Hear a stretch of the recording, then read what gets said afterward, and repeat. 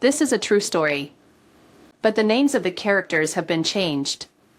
After nearly 2 decades together, I believed Ryan and I could overcome anything. But life had other plans, testing us in ways I never expected. Here's my story of love, loss, and the strength to move on. I'm Sarah, 38 years old, living alone in the heart of Seattle. It's been almost 17 years since I first met Ryan. That was back in April 2006, on a cool afternoon in Los Angeles. I was a junior studying communications at the University of Washington, attending a national student conference with a few friends. Among the bustling crowd, I stood alone by a corner, reading a poster on economics, and that's when Ryan walked over.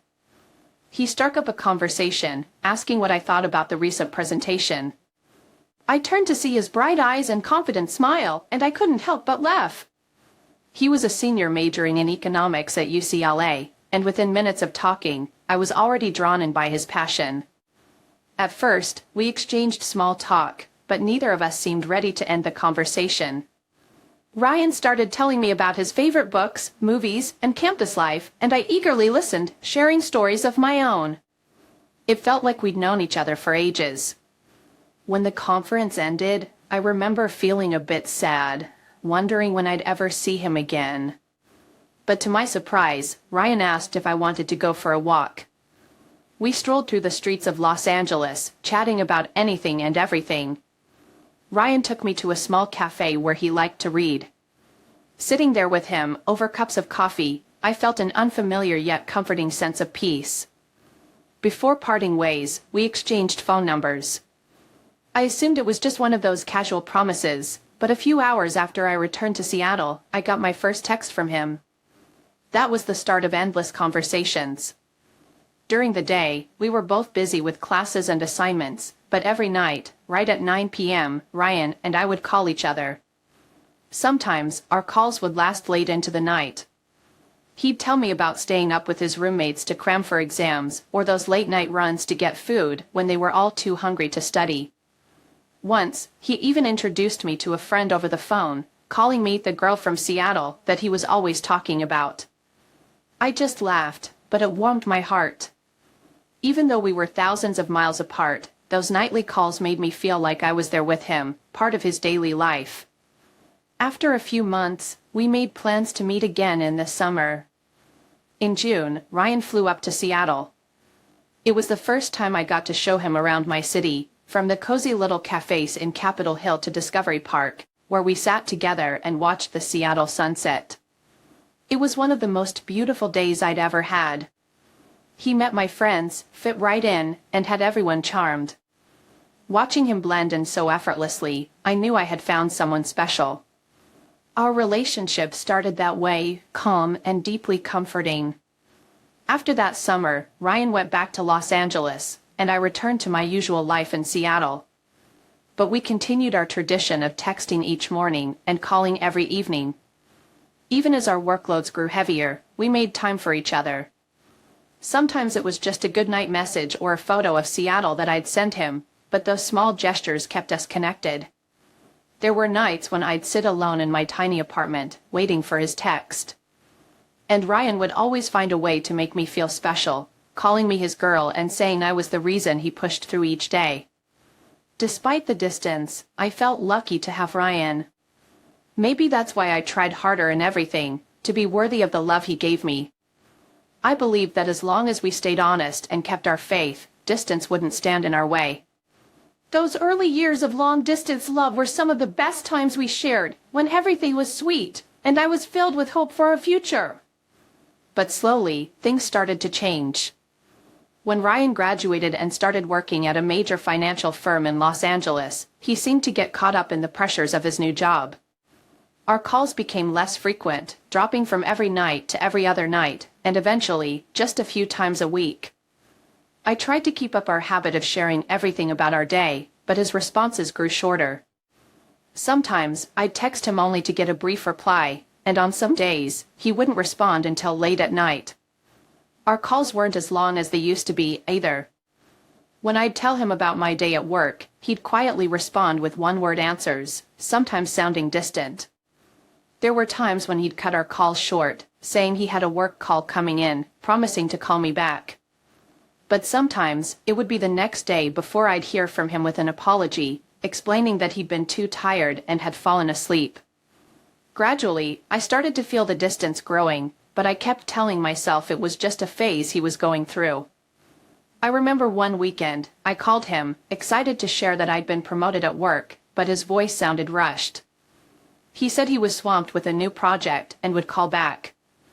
That night, I waited, but his call never came. One day passed, then a few more, and I didn't hear from him. When I finally reached out, his reply was short, "I've just been so busy lately. Let's talk when things settle down." More and more, I felt like I was the only one holding on. Whenever we met in person, I'd try to bring back the closeness we once had, but Ryan didn't seem as invested. Even when I hinted at a future together or settling down, he'd quickly change the subject, as though that was a topic he didn't want to touch. Sitting alone on quiet evenings in my empty apartment, I couldn't shake the feeling that maybe I'd been wrong to think our love could overcome anything. I often felt worried, but I kept telling myself that Ryan was just busy with work and that things would get back to normal.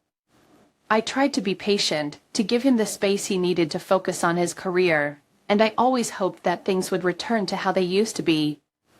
But as time went on, the distance between us seemed to grow, not just physically, but emotionally, too. Every time we planned to see each other, it seemed like something got in the way.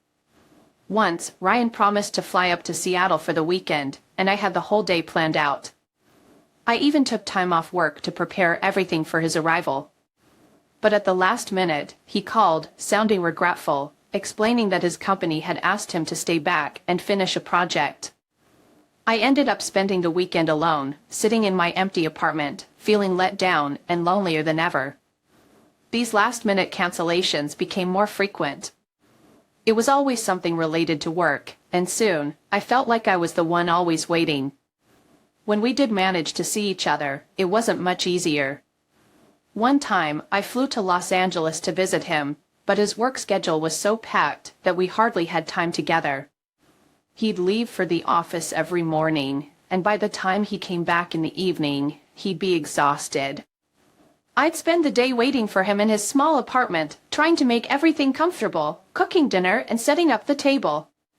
But when he'd finally get home, he'd eat quickly and then open his laptop to continue working.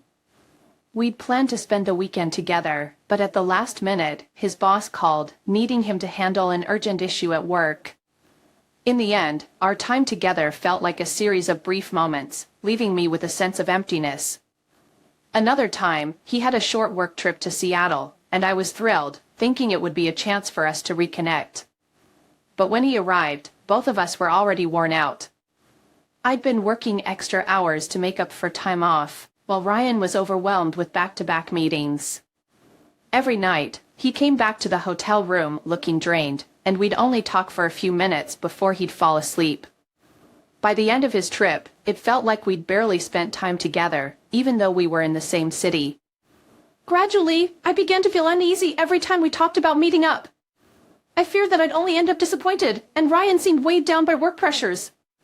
The last time I suggested he come to Seattle for a holiday, he just fell silent and then made an excuse about how it was the busy season and he couldn't take time off. I didn't know what to say, so I forced a smile and tried to accept it, but the emptiness inside me only grew. I realized that, while we still loved each other and had once shared beautiful moments, meeting up had now become a struggle between time, work, and distance. I began to wonder if our love was strong enough to overcome these barriers, or if I was the only one trying to hold on to this relationship. One night after a big argument with Ryan, I felt a deep emptiness that I couldn't shake. Lately, our arguments have been more frequent, and each one seemed to end in a heavy silence, with both of us exhausted but neither wanting to break the distance growing between us. That night, I lay in bed feeling like there was a hollow space in my heart that nothing could fill. Trying to escape the loneliness, I opened my laptop and wandered onto an online forum where people shared stories about struggling relationships and the loneliness that seemed to linger. As I scrolled through the posts, I came across a message from a man named Jake.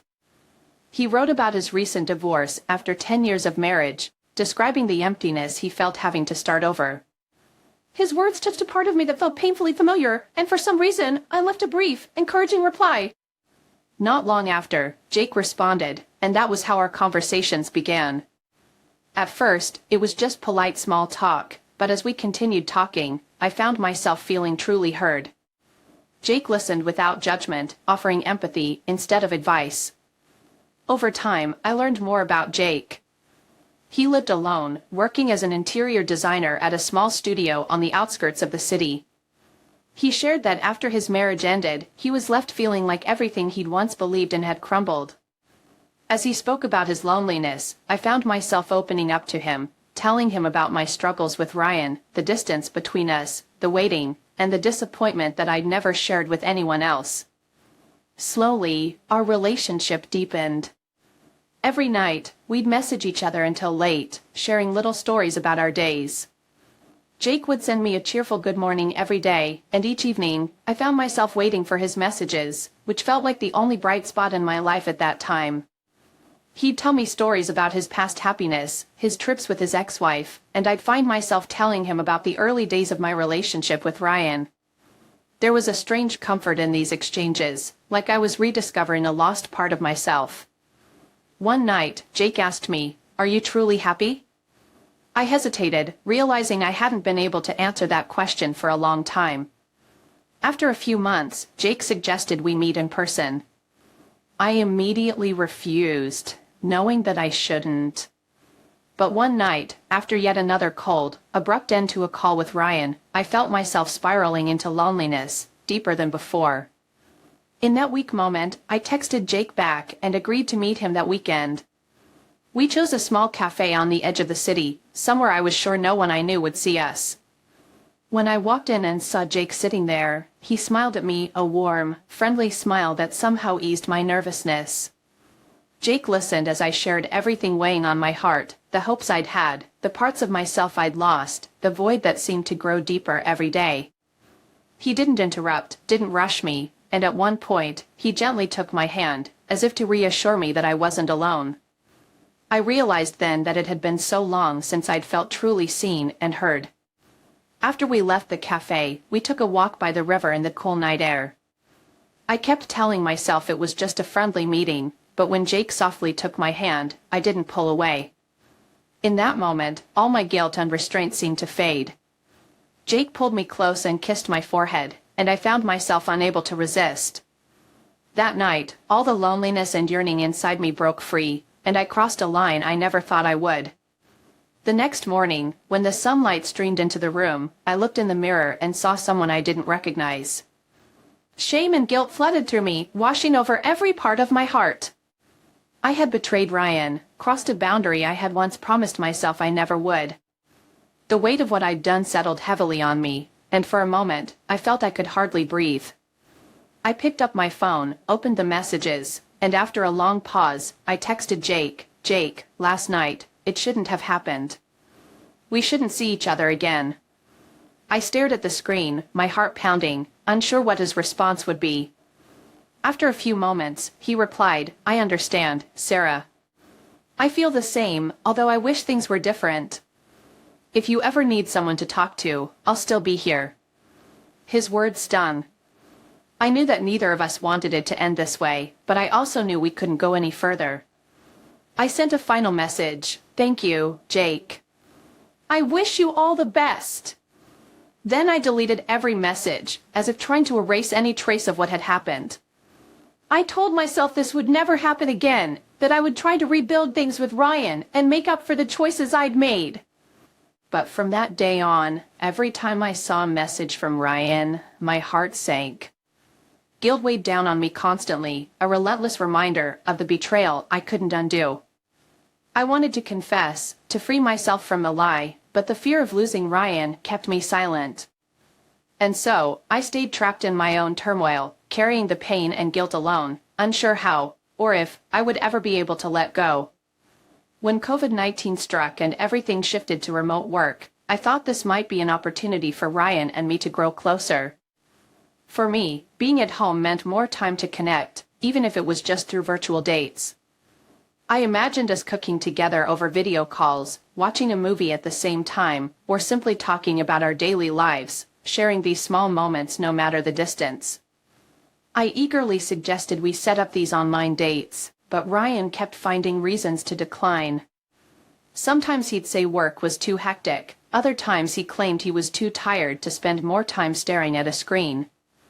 I tried to convince him, explaining that this was the only way we could keep our bond strong, but every time, his reactions grew colder, and I started feeling more and more disheartened. After being turned down several times, my patience finally wore thin. One evening, unable to hold back any longer, I decided to share everything I had been feeling. I told him how alone I felt, how abandoned I'd been feeling in our relationship, hoping he'd understand and realize how much I needed him. But instead of responding with compassion, Ryan grew defensive. He told me I was being too demanding, that I didn't understand the pressure he was under. Hearing those words from someone I'd been with for so long was like a slap in the face. Everything I'd been holding on to, all the efforts I'd made, suddenly felt worthless. Our conversation quickly turned into a tense argument, and in the end, Ryan hung up, leaving me sitting in silence, hurt and confused. I waited for him to reach out, hoping for an apology or at least an explanation, but the next day came and went without a word from him. Our communication stopped altogether, a silence stretching on, creating a distance that felt impossible to cross. For 8 months after that argument, we didn't speak at all. It was a painful and heavy time for me, as I tried to navigate my feelings of abandonment and loneliness on my own. Unsure of how to cope, I decided to try therapy, hoping it would help me find some inner peace. At first, I felt uneasy opening up to a stranger, but each session brought a small sense of relief, bit by bit. Therapy became a safe space where I could be honest with my emotions, a place where I didn't have to put on a brave face or hide my pain. I shared with my therapist the loneliness I felt in my relationship, the sadness of not being able to connect with the person I loved. The more I talked, the more I realized how often I had pushed aside my own needs just to keep Ryan happy. Therapy taught me to take care of myself, not to change or let go of the relationship, but simply to find calm within myself. My therapist's advice helped me take a softer approach to everything, to accept the things I couldn't control and to stop blaming myself for what had happened. Each session allowed me to peel back the layers of built-up emotions, helping me understand that love doesn't always solve everything, and sometimes, the most important thing is to protect your own peace of mind. During that time, I also focused on simple personal joys, things I had long neglected. I experimented with new recipes, practiced yoga, and occasionally wrote down my feelings in a journal. These small actions helped me feel lighter and reconnect with parts of myself I had almost forgotten, rediscovering the quiet joy in things I once loved. Though my heart was still weighed down by unresolved feelings, each therapy session helped me get through those months with more stability. I didn't know what the future held for me or if my relationship with Ryan would heal, but at least I had reached a place of calm and learned that, no matter what, I needed to love and care for myself first. 5. Finally, after months of soul-searching and gathering my strength, I felt ready to confront Ryan. I told myself this would be our last chance to mend the fractures that had slowly formed over the years. As I boarded the flight to Los Angeles, I held on to the hope of an open-hearted conversation where we'd reconnect, leaving misunderstandings behind, and starting fresh. When I arrived in Los Angeles, my heart raced as I spotted Ryan waiting for me. Despite my mental preparation, seeing him in person brought a rush of emotions. But as I approached, I noticed something cold in his gaze. He managed a faint, distant smile, a far cry from the warm embraces we'd shared in the past. Instead of pulling me into his arms, he gave me a light pat on the shoulder, and I could feel the invisible wall standing between us. That evening, I suggested we have dinner at a small restaurant where we'd shared so many happy memories. I tried to ease into the conversation, reminiscing about our first meeting at the conference years ago, and those long, late-night conversations filled with dreams for the future. Ryan, however, barely engaged. He gave brief, polite responses and occasionally checked his phone. I brushed off the discomfort and continued, asking him about his work and life during our time apart, hoping he'd share something to close the gap between us. But he simply replied, "Nothing much, just busy as always." Each of his short answers felt like a reminder of how distant we'd become. After dinner, back at his apartment, I felt exhausted from the day's travel and decided to take a shower. I left my phone on the bed, not thinking anything of it. But as I walked back into the room, I found Ryan staring intently at my phone. His expression was cold and unreadable. I felt a chill. Trying to break the tension, I asked, "Is everything okay?" He tossed my phone back onto the bed and replied, "It's fine. You should get some rest." His voice had an edge that I couldn't quite understand. The next morning, I decided to be straightforward about my intentions. I invited him to breakfast and, over coffee, tried to share my feelings. I told him that I wanted to rebuild what we once had, that I was willing to work through our issues together. He looked at me for a moment and said, "Sarah, some things are just gone forever.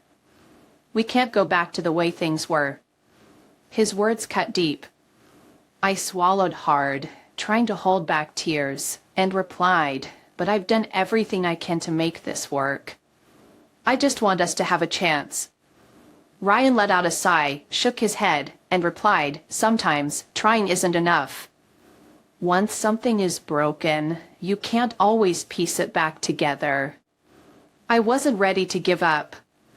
I suggested we take a small trip together, even just a day away, to find that connection again. He dismissed the idea, saying his work was too busy. I kept pushing, insisting that we needed just one day, a day to be truly present with each other. Finally, he reluctantly agreed.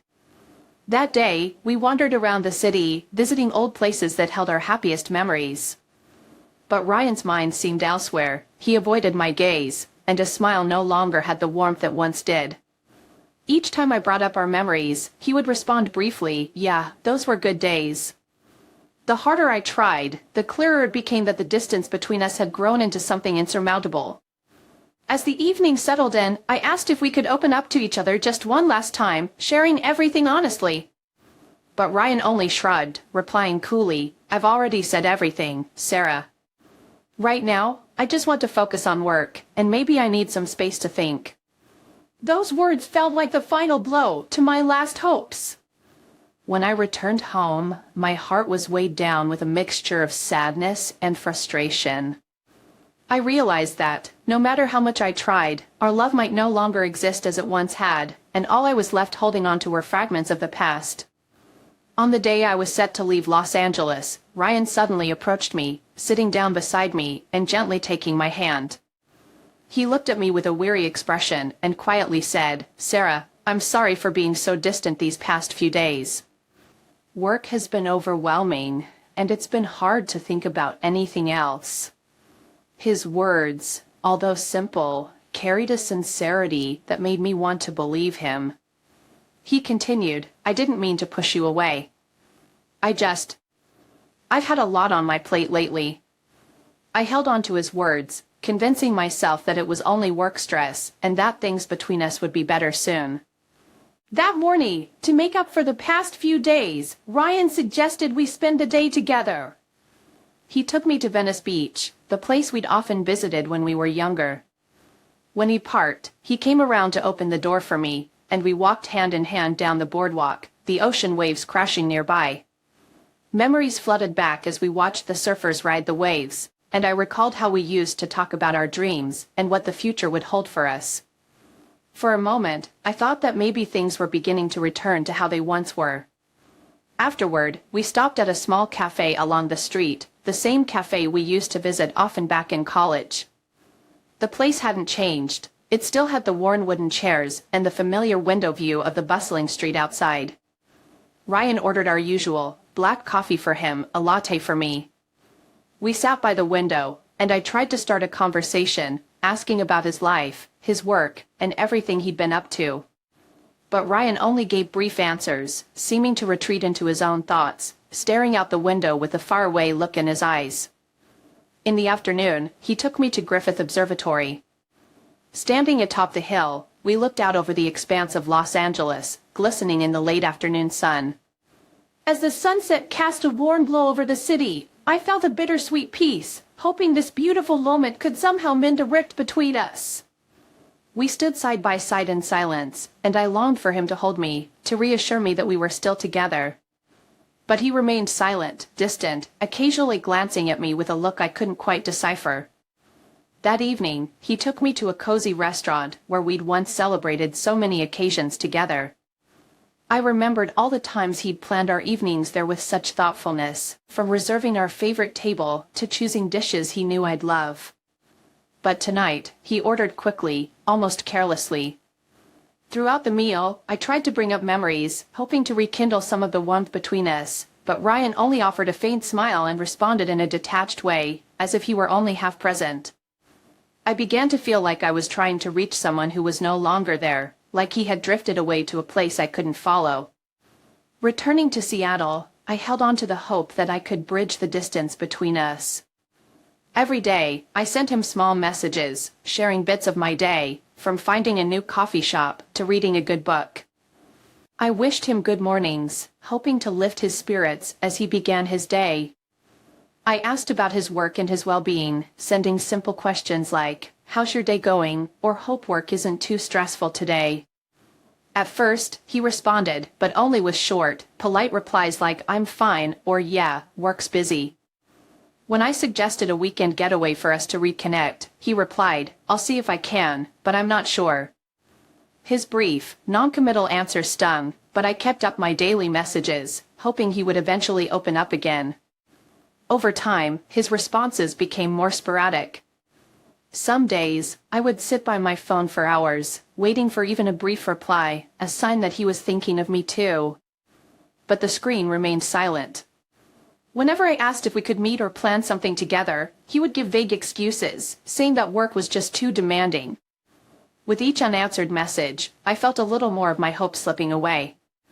I found myself sending fewer and fewer messages, realizing that no matter how hard I tried, my efforts weren't enough to bring him back. I began to wonder if I was only clinging to memories, holding on to something that no longer existed. Eventually, I had to face the painful truth: Ryan was drifting away, and I was powerless to stop it. Finally, after a long period without contact, one evening, I unexpectedly received a message from Ryan, asking to meet again. My heart raced as I read his message, feeling a surge of excitement and hope. I thought that maybe he had reconsidered, and that our love still had a chance. The night before our meeting, I was filled with anticipation, spending hours in front of my closet, searching for the perfect outfit. I wanted to look beautiful, to make an impression on him, like those early days of our relationship. After some hesitation, I chose a light blue dress. Ryan once said that it suited me well. Looking in the mirror, I reassured myself, telling myself that this time we could start fresh. I took a deep breath and stepped out the door, filled with hope. We agreed to meet at a familiar cafe in Seattle, a place where we used to sit for hours, sharing everything about our lives. I arrived early, anxiously waiting, my heart brimming with joy and anticipation. When Ryan entered, he looked at me with a calm, distant gaze. The coldness in his eyes made me uneasy, but I forced a smile, greeting him and beginning to speak about my feelings, my efforts, and my desire to rebuild the relationship I had cherished so much. Ryan listened in silence, his expression unchanging, simply observing me. When I finished, he sighed and finally spoke, his voice steady yet detached. "Sarah, I've known about Jake for a long time. And not only that, I reached out to him, and Jake admitted everything." My heart sank. Shock and fear took over as I heard those words. Ryan looked straight at me and continued, "I called Jake, and he confessed everything the two of you shared. He told me every detail, every word you said to him, all those things you never shared with me, things you kept secret just for him." Hearing this, I felt dizzy, unable to believe that Jake could have revealed everything to Ryan. As I struggled to keep my composure, Ryan went on, his voice tinged with restrained bitterness and anger. "Jake told me how you confided in him, saying you felt lonely, that I was too distant, that I didn't love you like I used to. You even told him you felt abandoned in our relationship and that he was the only one who truly understood you." Each word Ryan spoke was like a knife twisting in my heart. I stammered, trying to explain, "Ryan, I know I was wrong." I stopped as soon as I realized I'd crossed a line. I couldn't bear the guilt and ended things with Jake. I never wanted to betray you, it's just that I felt so alone, like you didn't care about me anymore, and Jake was there, listening to me, comforting me when I was vulnerable. Ryan shook his head, his eyes filled with disappointment and anger. Sarah, do you know how stupid I felt when Jake repeated your words back to me? You shared things with him that should have only been between us, feelings that you should have brought to me. His voice dropped, laced with bitterness. Do you know what hurt the most? Hearing those words from another man, from Jake himself. All this time, I only pretended to want to fix things, just so you'd feel guilty and understand the pain and insecurity I've endured. I lowered my head, unable to say a word, tears streaming down my face as I listened to the cold reproach from the man I once loved and trusted. Ryan continued, his voice sharp and unforgiving. Jake said you told him about those nights you felt lonely, about how you no longer felt happy being with me. You opened up to him, shared things that you should have come to me about first. Instead of turning to me, you chose to confide in another man. Taking a deep breath, I gathered the courage to speak and pleaded, Ryan, I know I was wrong. I was afraid that if I told you the truth, you would leave me forever. I was wrong to hide it from you and let those feelings go too far. Please forgive me, give me a chance to make things right. But Ryan only laughed bitterly, shaking his head. Sarah, do you think it's that simple?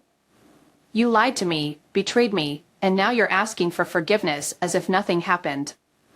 I've had to live with the pain and humiliation of knowing that the woman I loved shared her deepest thoughts with someone else. My love for you died the day I read those messages. Before leaving, he looked at me one last time, his gaze cold and empty, then turned and walked out, leaving me alone in the depths of despair. I sat there, staring out the window, as all the memories, hopes, and efforts to mend our relationship dissolved into emptiness and regret. In the silence of the cafe, I realized that everything we once had was gone forever. After Ryan left, I sat alone in the cafe, feeling as if I had plunged into the depths of despair. Memories of our 17-year relationship crumbled, like a sandcastle washed away by a relentless wave. In my mind, fragments of the past began to replay, each so vivid that it felt as though I were reliving those moments.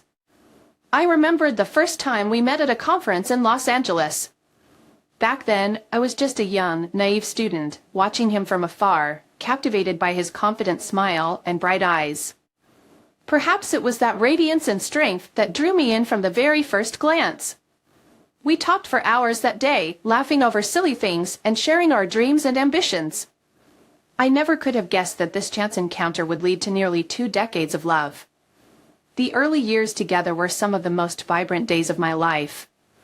We constantly called each other, shared the little stories of our daily lives, and opened up about all our joys and sorrows.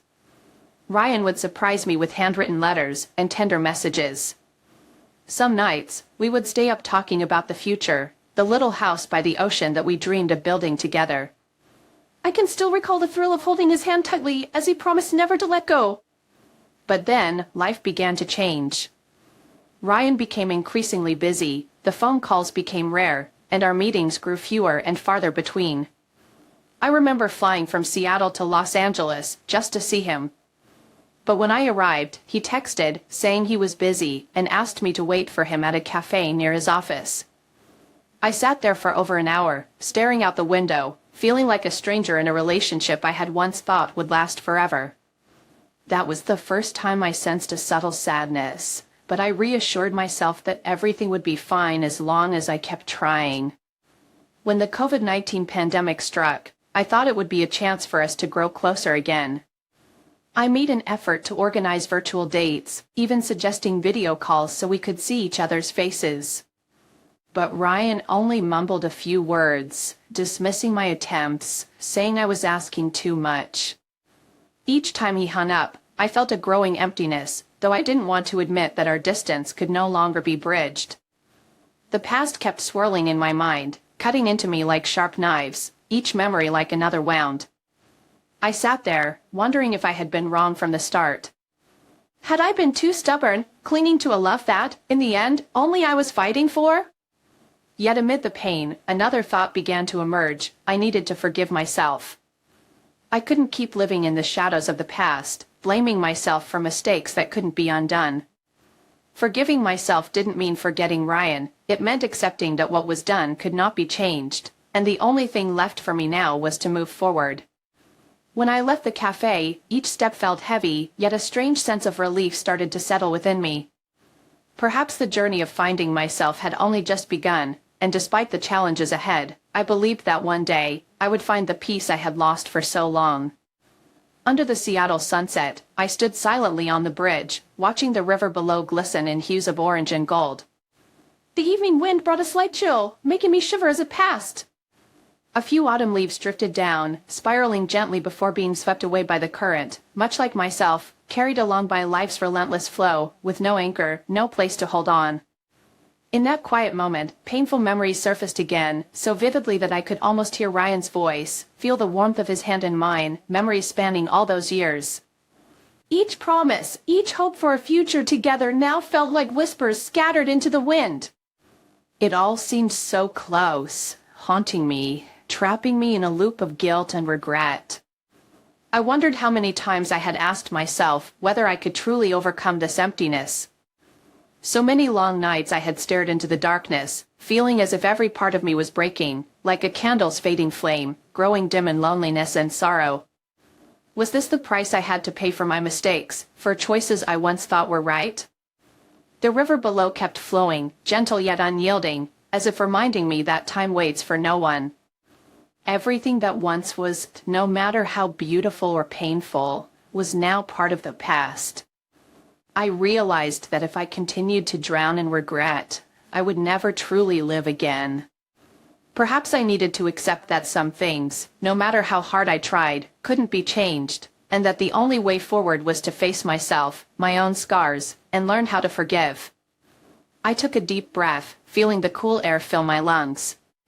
In that moment, I felt reborn, lighter, stronger. Though I didn't know where the road ahead would lead, I understood that only by letting go of the past could I truly welcome the future. Standing on that bridge under the Seattle sky, I promised myself that I would start anew. It might be difficult, there would likely be lonely nights, but I believed that, with each step forward, I would slowly rediscover myself. And one day, I would look back on this moment, not with sadness or regret, but with gratitude for having the courage to overcome, to once again write a new story for my life. A year has passed since Ryan and I went our separate ways, and my life has slowly found its own rhythm. Looking back, those early months were some of the hardest I'd ever faced.